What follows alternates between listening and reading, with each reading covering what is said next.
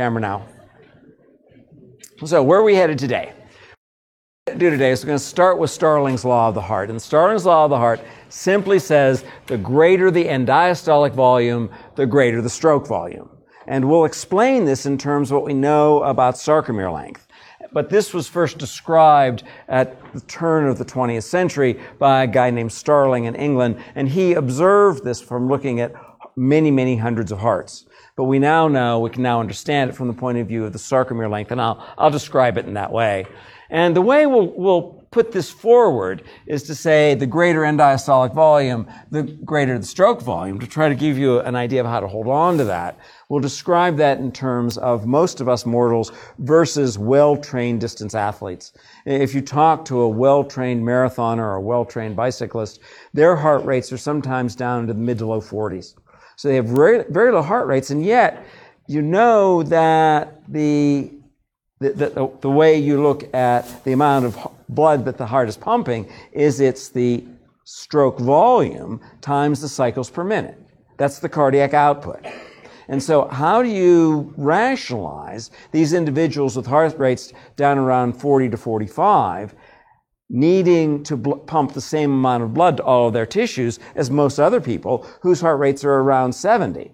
Well, the only way you can do that, since you're restricted by the stroke volume and cycles per minute, is to increase the stroke volume with each beat. And that's what these well-trained athletes do. Their heart rates are down around 40, 42, and yet they're propelling at least as much blood through their cardiovascular systems as everybody else. And that has to do with Starling's law. So we'll walk, go ahead. Yeah, it doesn't have anything to do with efficiency too, the way that they use oxygen? It probably has something to do with the way they use oxygen at the other end. Yeah.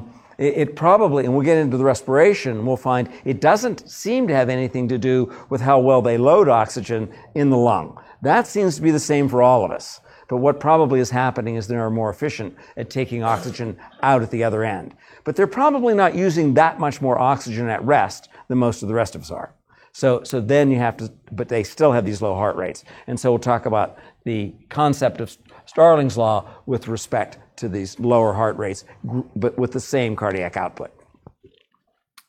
Then what we're going to talk about is this cardiac circulation. And in the cardiac circulation, we're really having the same rules that apply to the rest of the systemic vasculature.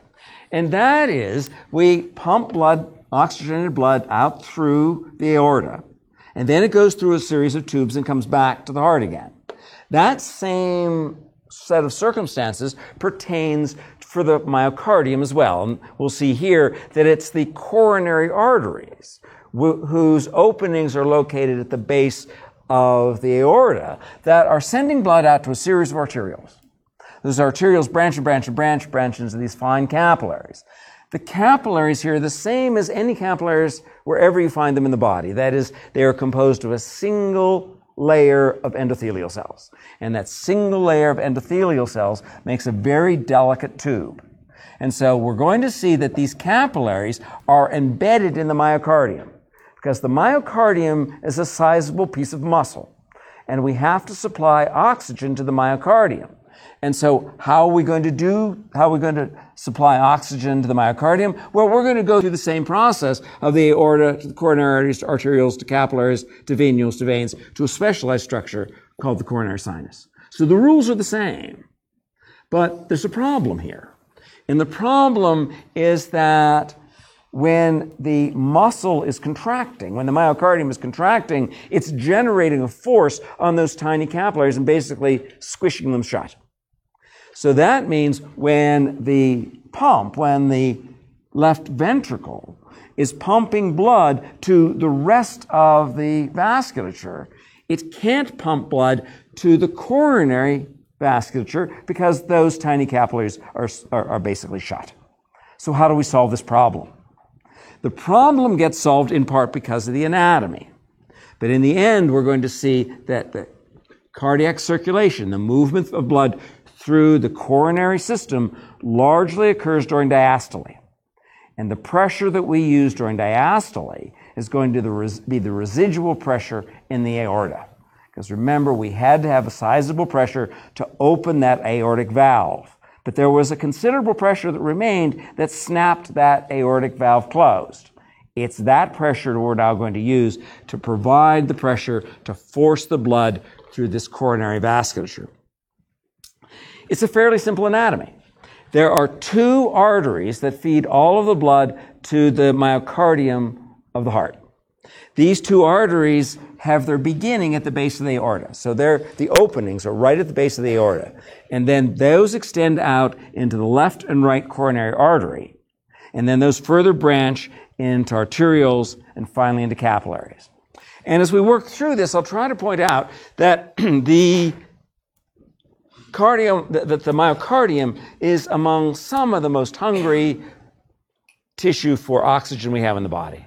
We're going to see that most of the oxygen is drawn out of the blood as it passes through these fine capillaries in the myocardium, whereas only about 25% of the oxygen is drawn from the blood in the systemic vasculature. Here we draw out something like 85 to 90% of the blood as it moves through the coronary vasculature. So that's going to bring us to the driving forces. Most of the flow through the coronary system is going to be during diastole. The pressure originates from the residual pressure in the aorta. And that residual pressure now will provide a delta P. This brings us round to the idea of Ohm's law. We've seen Ohm's law before. We've talked about Ohm's law when we were talking about the movement of ions across a membrane. And we said there that there was a pressure differential, but we described that in terms of voltage. And in the electrical systems, we said the voltage was equal to the resistance times the flow, but the flow was in fact current. But here, we're going to modify that a little bit, but the rules are going to be the same. We're going to have a delta P, but this is going to be a differential in mechanical pressure. That differential in mechanical pressure is going to have to overcome a resistance. The resistance is going to be the friction of the fluid moving along the walls of the tubes of the vessels. And the flow then is going to depend, for a given delta P, a given pressure differential, the flow depends largely upon the resistance. That's Ohm's law. Then there's another really important equation that goes along with this. And this is one that those of you who have had fluid dynamics will recognize immediately. This is called Poiseuille's law. Poiseuille's law, for our purposes, simply says the flow is equal to a pressure differential times pi times the radius of the tube raised to the fourth power divided by 8 nu L. Now, the denominator here, 8 nu L, is pretty much a constant for our purposes, because 8 is just number, nu is the viscosity, so the viscosity of the blood is not going to change, and L is just for a given length of the tube. We're going to fix the length of the tube. So this basically drops out. The differential in pressure, we're just simply going to say that's the pressure differential between 2 points in the tube. Pi is a constant, and R is the radius. So what we're going to say here then is that the flow, F, is proportional to the radius of the tube raised to the fourth power. This tells us that we don't have to change the radius hardly at all, and we have an enormous effect on the flow. This becomes really pathologic when you begin to thinking about coronary artery disease. Because in coronary artery disease, what's happening is we're beginning to build up fatty deposits on the coronary arteries. As we build up these fatty deposits in the coronary arteries, we're effectively shutting them down. We're occluding the open diameter. This law, Poiseuille's law, is telling us it doesn't take much in the way of deposition of fatty deposits in the coronary arteries. We have an enormous effect on flow. And so we have no other routes for the blood to be distributed to the myocardium except to go through those coronary arteries. So when we start to shut down the coronary arteries, we end up affecting the flow to this extremely oxygen-hungry tissue of the myocardium, and this becomes really pathological problem. And then if there's time, we'll get to the conductal system. But where I want to begin, though, is to talk a little bit about Starling's law.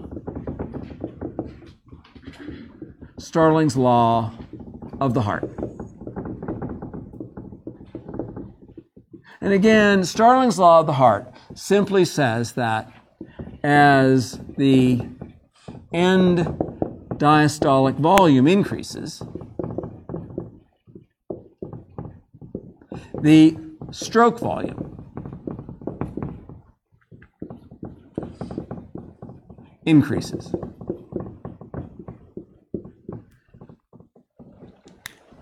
This is an observation that Starling made, I think, around 1905. And he made this observation simply from looking at the fluid moving through hundreds and hundreds of hearts. And he recognized that as the end diastolic volume changed, the stroke volume changed.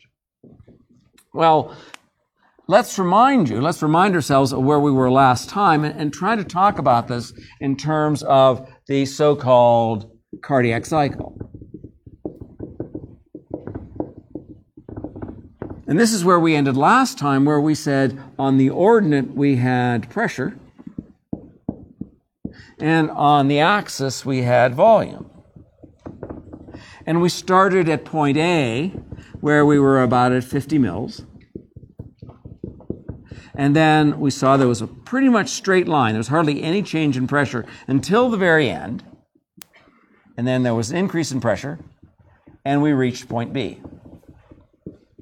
And if we drop down onto the axis at this point, we found that the volume typically was in the neighborhood of about 120 mils. At this point then, this is from A to B, we're talking about the period of diastolic filling. That's when the heart muscles relaxed and the blood is flowing into the ventricle. Then at point B, the myocardium begins to contract. And as it begins to contract, it generates a pressure shown on the ordinate. It generates a pressure on the fluid in the ventricle, and this was known as the period, put it this way, this was known as the period of isovolumetric contraction. The period of isovolumetric contraction came to an end here at point C when the aorta opened. And typically we show this for the left side because the pressures are higher, but you could do the same thing for the right side. And on the right side, of course, this would be the opening of the pulmonary valve. But regardless, we now have enough pressure on the chamber side to open up the aortic valve. When the aortic valve opens, the continued contraction of the myocardium forces the blood out into the aorta, and then we reach this point. We're going to take it a little bit farther down. We reach this point D, where we begin this process here. This is point D, and this period now, you remember, was isovolumetric relaxation. And we started the process all over again. We filled the ventricle, and we said that the stroke volume here was 120 minus 70, or 50 mil. 120 minus 50, which is equal to 70 mils. So this is the end diastolic volume minus the end systolic volume gives stroke volume.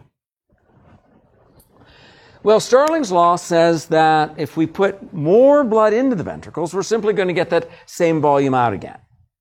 And let's think through this in terms of a well-trained athlete. Yes, you had a question. Yeah, does the drop from C to D when the aorta opens? Why is the pressure increase? So the question here is, why do we still get a pressure increase in the aorta? Well, I may as well draw it here.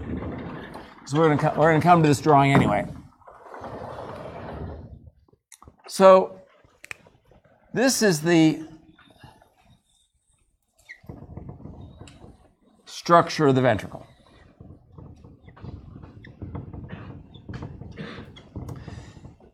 Up here is the atrium. And then between the two is the valve. Out here across the wall is going to be the aorta. And then here's the aortic valve. This is not quite to scale, but it's not too far off. The diameter of this opening in the aorta is no more than about 1 centimeter. But the volume of the ventricular chamber is considerably larger than that. So what's happening is when the myocardium when this myocardium contracts and generates a pressure here on the fluid. And once the pressure gets high enough, once we get to C and we pop open that valve, at that point when this valve opens, there's now a continuing pressure. It's forcing the fluid out into this constricted region.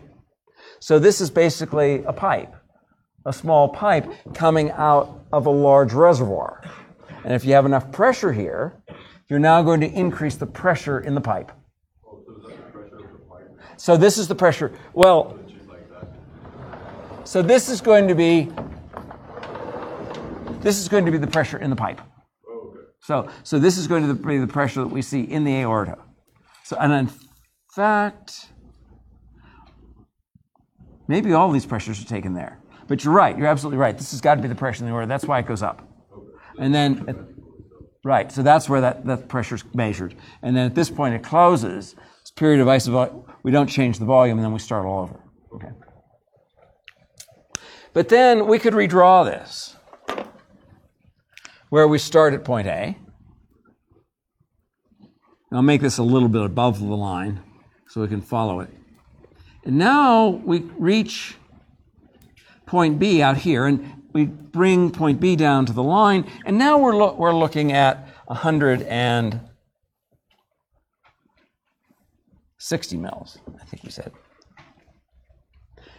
So now we've increased the end diastolic volume from 120 to 160. But then the pattern is the same. We increase the pressure. It's the pressure that pops open the valve.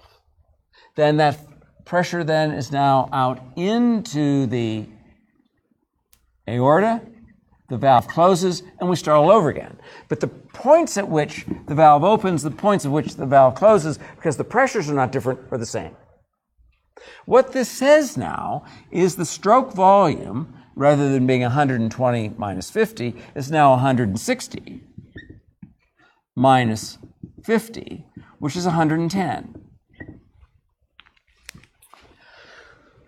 Well, let's now think about this in terms of cardiac output.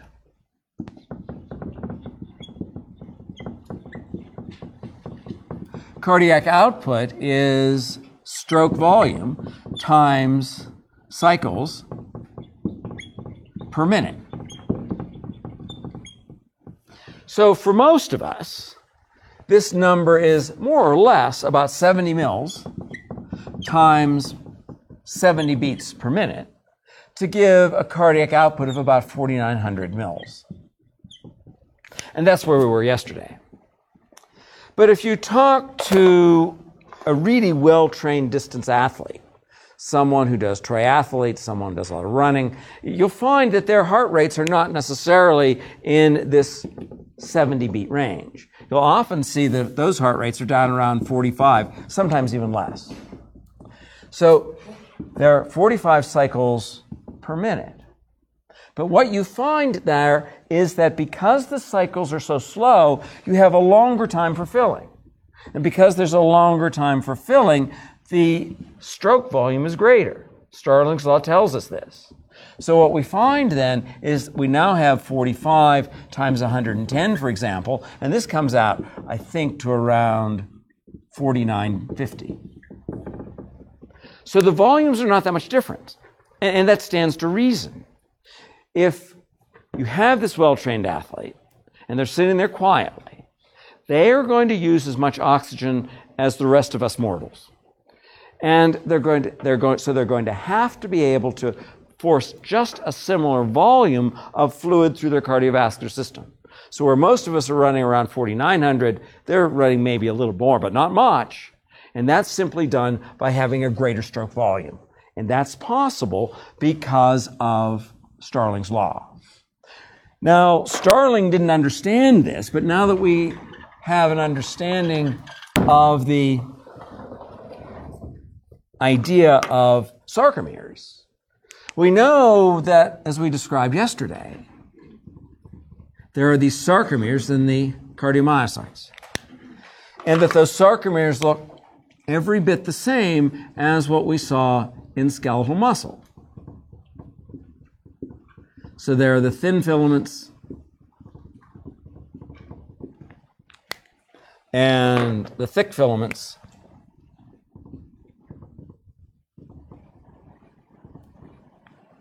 and a sarcomere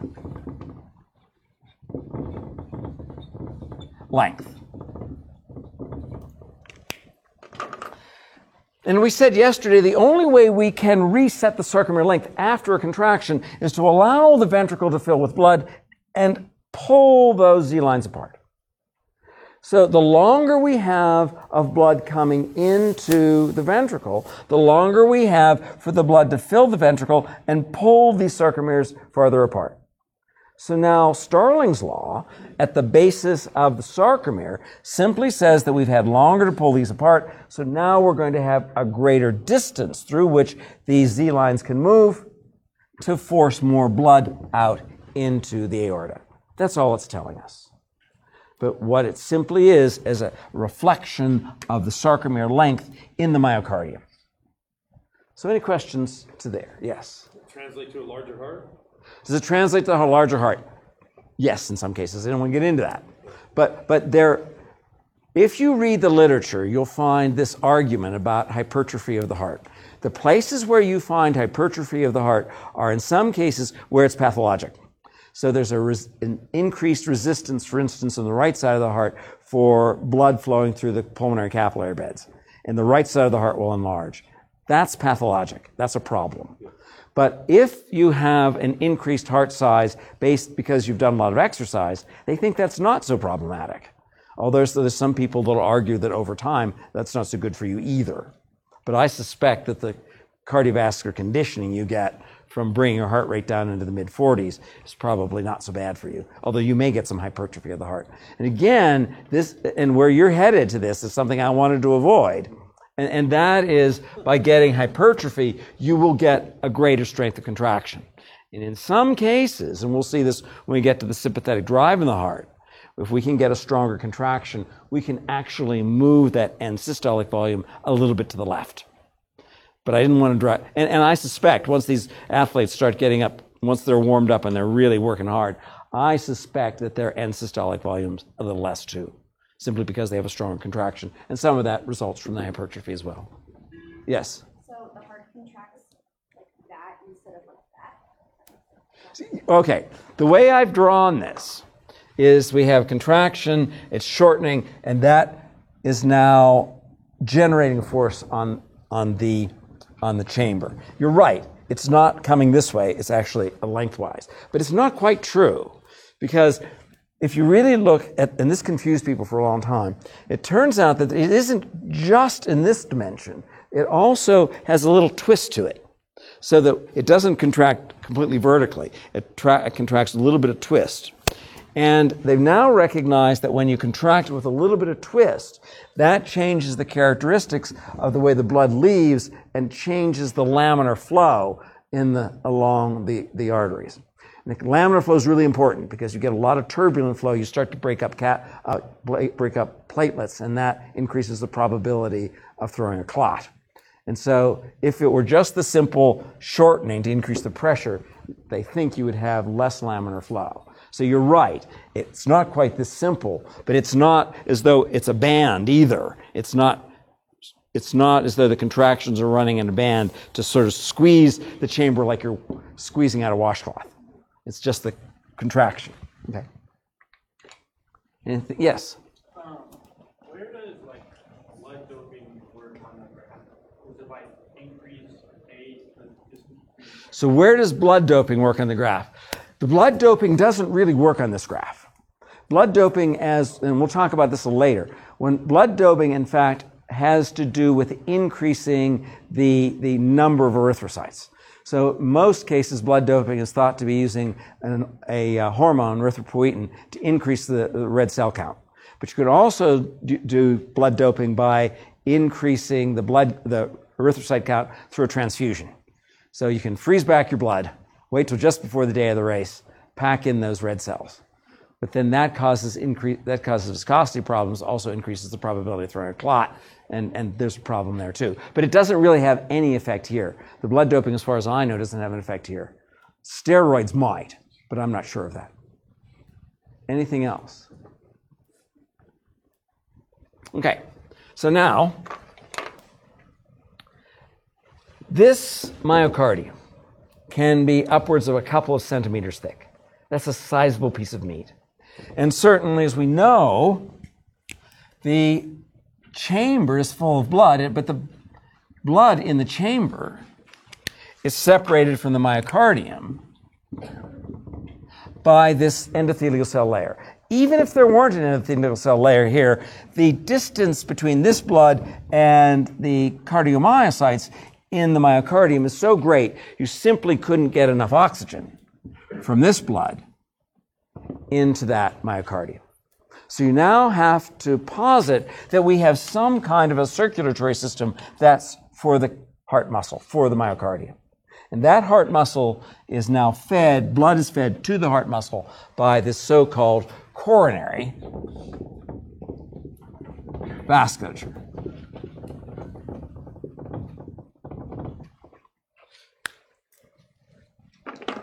So we'll finish this drawing with the typical set of ovals where that's intended to be the right atrium with the atriomyocardium, the right AV valve,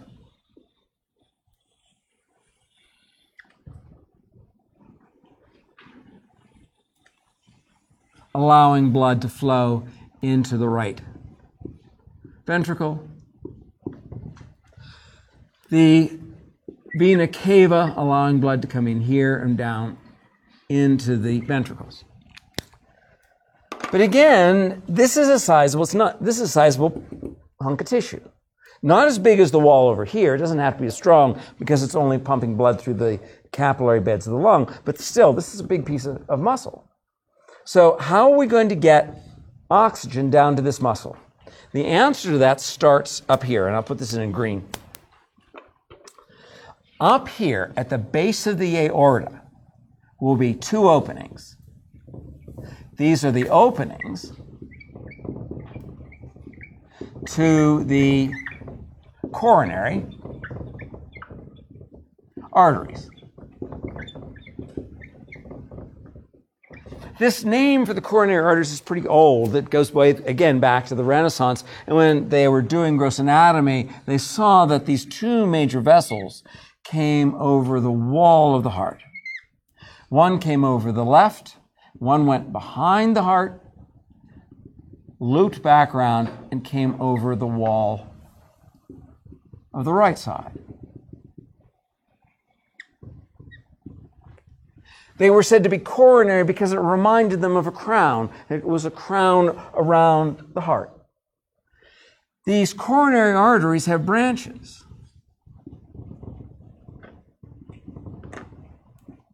And these are called arterioles. It's worth enumerating the idea of the coronary vasculature and enumerating the general idea of blood flow through the vasculature everywhere. And we always start out first with the aorta. The second is arteries. The third is arterioles. The fourth is capillaries.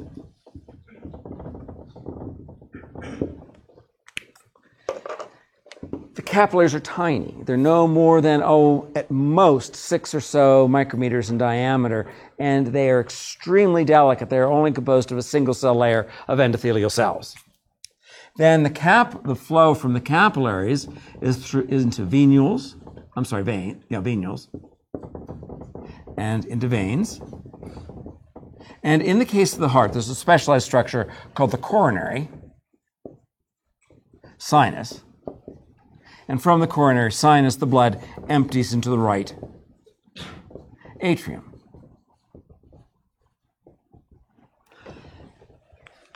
Now, if we measure the oxygen content along the route here, we find that in the aorta and in the capillaries, we see that the oxygen concentration here is like 95 to 100%, almost fully saturated. But by the time the blood passes through the capillaries and the cardiomyocytes have extracted the oxygen, once we get down here, the oxygen concentrations here are in the neighborhood of 12 to 15%.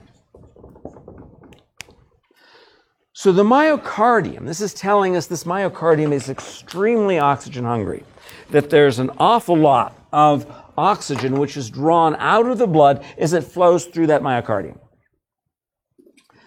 So how are we now going to supply those large amounts of oxygen to the muscle, forming the myocardium? The first is that the blood is going to enter the aorta. So no surprise there. Here is our aortic valve. We talked yesterday about the idea we increase the pressure in the chamber by contracting the myocardium. That increases the pressure until the valve snaps open and blood flows out. But we also pointed out that when the pressure out here, when the pressure in the aorta is greater than the pressure in the chamber, the aortic valve closes.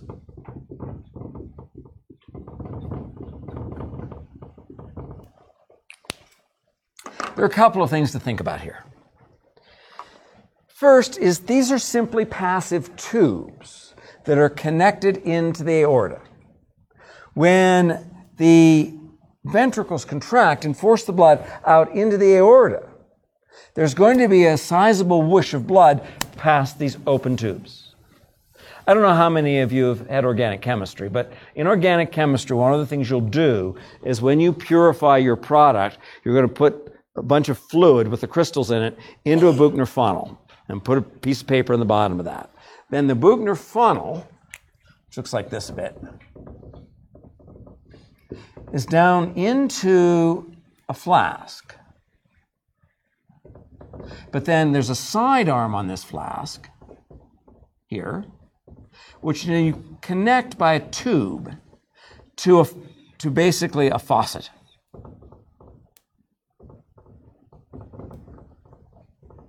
Then you turn the water on, and the water flows by this opening. When the water flows by this opening, it generates a slight vacuum. When it generates a vacuum, it's pulling the fluid through here. This is said to be the Venturi effect.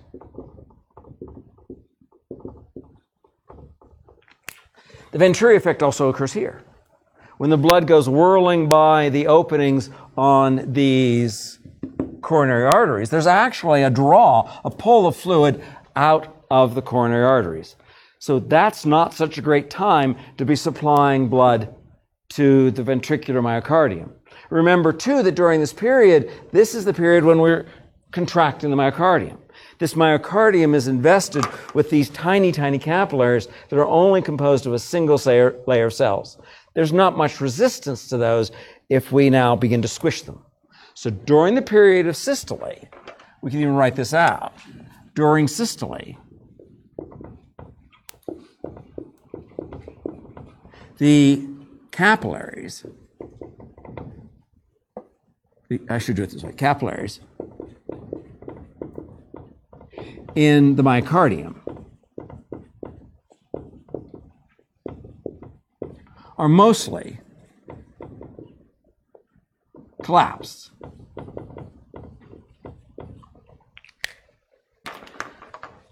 So we think about the heart as generating this pressure, which is now propelling blood out on the right side to the vasculature of the lung, and on the left side out to the systemic vasculature.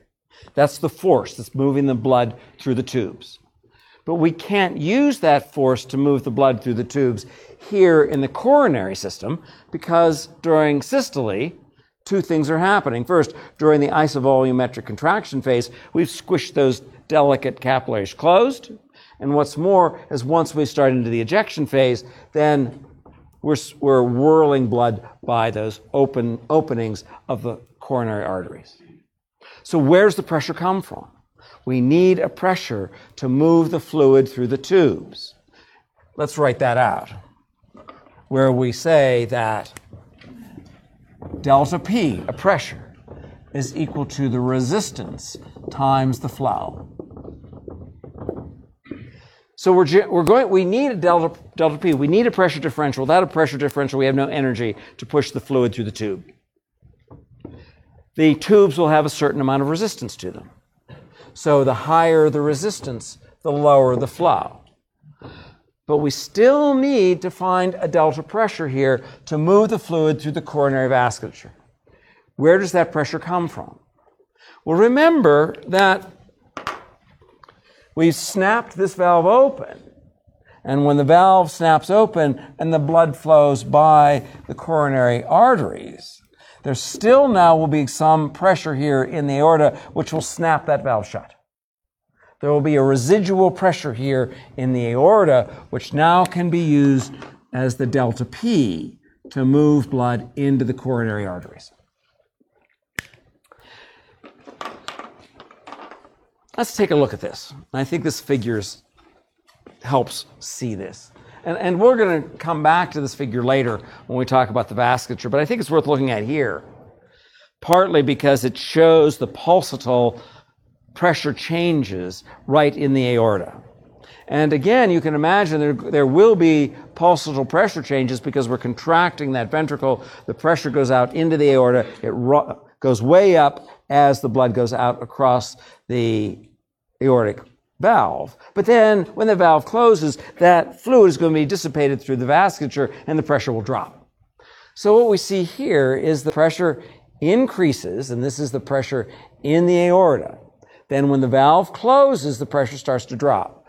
But there remains a fair amount of pressure in the aorta before the next cycle increases the pressure, and we repeat this over and over again. So each one of these cycles represents the contraction of the ventricle, the opening of the aortic valve, and the forcing the fluid out into the aortic tube. What I want you to recognize is that after each cycle, there remains a fair amount of pressure in that tube. And it's that pressure now which is going to be forcing the blood through the coronary vasculature.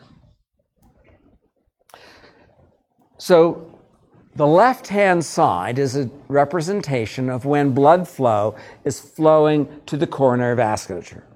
And we see that there's not very much blood flow during systole. That's because we've basically collapsed those fine capillaries. And also, during the ejection phase of systole, the blood is moving by the coronary arteries and generating a Venturi effect.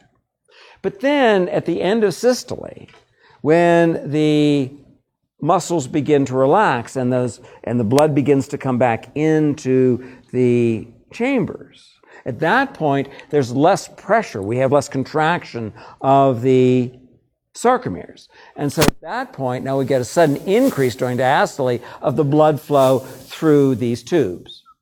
And this is a reflection. The blood flow through the coronary vasculature is a reflection of the pressure in the pressure in the aorta that remains when the aortic valve closes. That's the force we're using to move the blood through those tubes.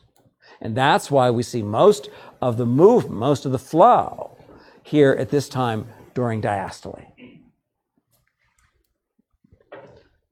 So any questions about that? Yeah. Two. So one has to do with hardening of vessels, and then the other is, I mean, you're misshaping the vessels by putting pressure on them. They're going to try to return if you have elastic vessels, right? Because they're a smooth muscle. They're going to try to return. That back pressure is from the rest of your system, right? I mean, as you push that blood out, it's not going to flow directly through the capillaries. There's going to be some pressure on it, and then the vessels themselves returning back to normal size would act in favor of the coronary artery also. So the point here is, let me see if I can explain it through the list.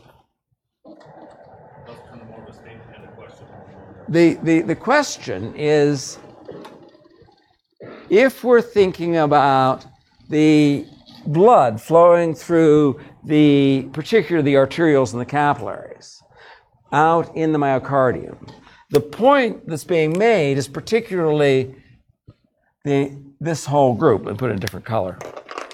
This whole group, the arterioles, the arteries, and the arterioles, are all lined with smooth muscle. And other than the capillaries, there's some elasticity to these. And that's certainly going to be true. That they, because they're full of fluid, they will bounce back. And that's probably some of the driving force that's moving the fluid into the capillaries. But on the far side, these too will open up. So when the venules and the veins open up after the contraction, they will now also provide, during diastole, will provide a lower resistance pathway to moving the blood back to the coronary sinus. So just that, what he's saying is that there's a certain amount of elasticity in this system, and that the elasticity on the arterial side is going to allow for the blood to move more freely, because we'll open this during diastole and they'll spring back to their original diameter. And that's also true on this side, where we've crushed them down during systole, but during diastole they'll open up and provide a lower resistance pathway moving back into the back to the right atrium. I should say too that there is some smooth muscle in the venules and the veins, but we're not going to concern ourselves with that. But let me bring this point up. And the other point that you're asking about is this question of building up of plaque inside the coronary arteries. So let's talk about that. We know that we need a differential in pressure to generate a flow. And we know that the resistance to the flow is, for a given delta pressure, for a given delta P, the resistance to the resistance inside the tube is going to affect the flow. We can even formalize that with Poiseuille's law, where we said that the flow is equal to the delta P times pi times r to the fourth divided by 8 nu L. Well, holding on to that for a moment, let me go back up above and draw a typical vessel. So we're going to think about this simply as a cylinder, a tube. And we're going to imagine how we can move fluid through that tube. So this is intended to be the tube. And arbitrarily, we're going to move the fluid from left to right. To move the fluid from this point to this point, we need to have a delta P. So we're simply going to label this as P1, and this is P2. And we're going to say that if P1 is greater than P2, then P1 minus P2 is equal to a differential in pressure. That's the delta P. The delta P is equal to the resistance times the flow. Let's look at this question of the resistance. Where is the resistance in this system? Those of you who have had fluid dynamics will see this immediately, because you've probably gone through a million of these equations. But the long and the short of it is that there is a layer of fluid right along the wall.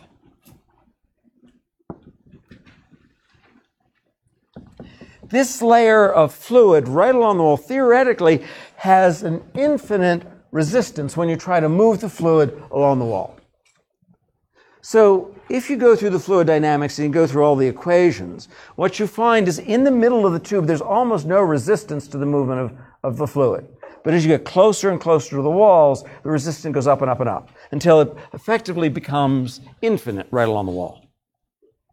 So what this is telling us is that the resistance is largely due to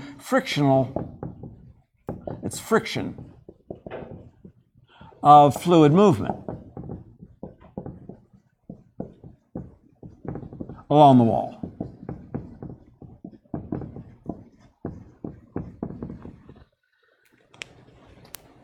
If you take this to an extreme, and you imagine we're not pumping blood through these tiny tubes that we call vessels, but instead are pumping oil through a 4-foot diameter tube across the Alaska tundra, then as you increase the diameter of the tube, a smaller and smaller proportion of the fluid is going to be against the wall. So as you increase the diameter and reduce the proportion of the fluid against the wall, you effectively reduce the resistance.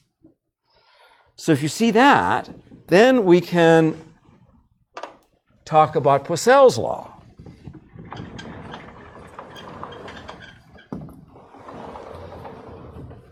This isn't going to change. We can set the length of the tube. If it's 150 miles for the Alaska pipeline, or if it's a centimeter in one of your vessels, we're going to set that length. Nu is the viscosity of the fluid. Well, it's going to be a lot thicker for oil than it is for water or for blood, but it's still, for the blood, it's going to be a fixed number. That's a constant. We have a delta P. There's some kind of a delta P that has been generated by the pressure differential of the pressure in the aorta versus the pressure in all of the tubes of the coronary system. That's the delta P, but we can fix that as a number. Pi is just the ratio of the circumference to the diameter. R is the radius. So if you walk your way through this, from this idea above, that the larger the diameter of the tube, the lower the proportion of the fluid that's against the wall where the friction is, you come up with Poiseuille's law. And it tells us that the flow is proportional, let me do it in alpha, proportional to the radius raised to the fourth power. Coming back to the question that came from the front of what happens in coronary artery disease. Well, let's look at this. There's going to be buildup of plaque along these coronary arteries. So this is intended to be plaque. We don't know why this happens. It's linked to some level of inflammation among the endothelial cells. And for some reason, that inflammation among the endothelial cells causes some kind of non-specific immune response, and we start to build up fatty deposits along the wall. Regardless of how that happens, looking at Poiseuille's law, you see how dangerous that is. The only source of pressure is going to be coming out of the aorta. You're not going to change that much. So your delta P can't be varied by a whole lot. So as you change the radius, as this number gets smaller and smaller, the flow falls off to the fourth power. If you drop the flow by the fourth power, coming back to the amount of oxygen which is extracted from the blood as it moves through this capillary bed, you can see it doesn't take much in change of the radius. You have a big effect on the flow, and thereby have a big effect on the oxygen being delivered to those cardiomyocytes. Yeah. Not only that, though, but because of like in my head, I'm sorry, I'm running circles here, but because it can change, arteries can change diameter. There's a greater flow. When they harden, your flow reduces. So the point I wanted to make was simply the simple mechanics here. But the point that's being brought up is that there is some variability in the system in that these arterioles are lined with smooth muscle. And by either constricting or relaxing the smooth muscle, you can have a big effect on R. We're going to see that a little later when we get to the vasculature. It probably occurs in the heart too, and it's probably one of the reasons that for years and years, angina was treated with nitroglycerin. Because when you give people nitrates, it looks like NO, which is nitric oxide. Nitric oxide is a known dilator of these vessels. And so it's probably thought that's why back in the 20s and 30s, when people had angina, they would give them nitroglycerin. It increased the amount of nitric oxide, and that would relax these vessels.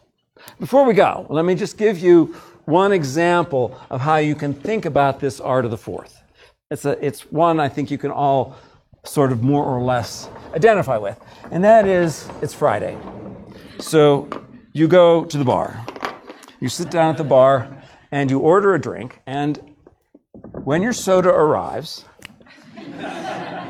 the soda has in it this tiny straw, this little cocktail straw. And if you take this cocktail straw and you hold it up to the light, you'll know it's got a tiny diameter to it. It's really small. And we've all done this experiment. We take this straw, and basically we put it in our mouth, and forgive me, but this is meant to be a mouth. They're your teeth. And on the surface of the drink, there's atmospheric pressure. And what you do when you use a straw, you may not notice this, when you use a straw, you drop your tongue and you increase the volume inside your mouth. When you increase the volume inside your mouth, this reduces the pressure. So now, compared to the outside world, you have a delta P. You've generated a delta P is equal to the resistance times the flow. But you know in this tiny straw that you have a high resistance. So you have a terrible flow. For heaven's sakes, get a bigger straw. And get a bigger straw, and that tells you from Poiseuille's law, you don't have to get a whole lot bigger straw, and you get much better flow. So enjoy your evening, enjoy your break. I'll let you go with that.